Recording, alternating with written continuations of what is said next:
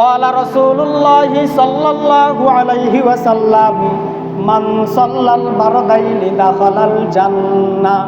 যেই ব্যক্তি দুই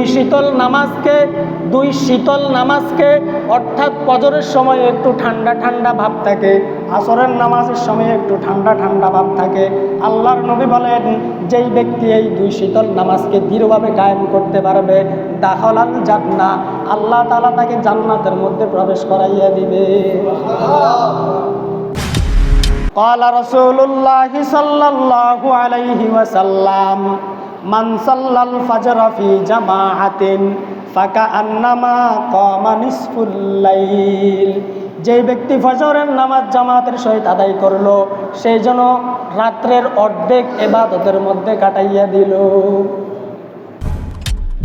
ক্বালা রাসূলুল্লাহি সাল্লাল্লাহু আলাইহি ওয়াসাল্লাম মান সাল্লাল ফাজরা ফি জামাআতিন সুম্মা ক্বাদা ইয়াযকুরুল্লাহা হাত্তা তাতলুআশ শামসা।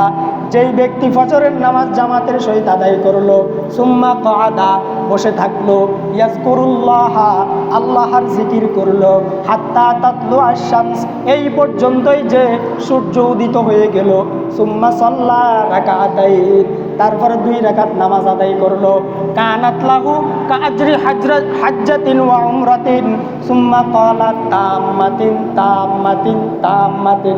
আল্লাহর নবী বলে তোমার আমলনামার মধ্যে পরিপূর্ণ একটা হজ এবং উমরার সওয়াব দেওয়া হবে। হবে তো হবে, আল্লাহর রাসূল তারপর 3 বার বলছেন তাম্মাতিন তাম্মাতিন তাম্মাতিন, পরিপূর্ণ পরিপূর্ণ পরিপূর্ণ অর্থাৎ পরিপূর্ণ একটা হজ এবং উমরার সওয়াব আপনার আমলনামার মধ্যে লিখে দিন। ইন্না আসকালা সালাতিন আলাল মুনাফিকিন সালাতুল ইশা ওয়া সালাতিল ফাজরি ওয়ালাউ ইয়ালামুনা মা ফীহিমা লা আতাউহুমা ওয়ালাউ হাবওয়ান। আল্লাহর রাসূল বলেন মুনাফিকের উপর সবচাইতে বেশি কষ্ট হয়ে যায় এশারের নামাজ এবং ফজরের নামাজ। যদি তারা জানতো যে ফজর এবং এশার মধ্যে কি লাভ, তাহলে তারা হামাগুড়ি দিয়ে হলেও মসজিদের মধ্যে আইসা জামাতের সাথে নামাজ আদায় করত।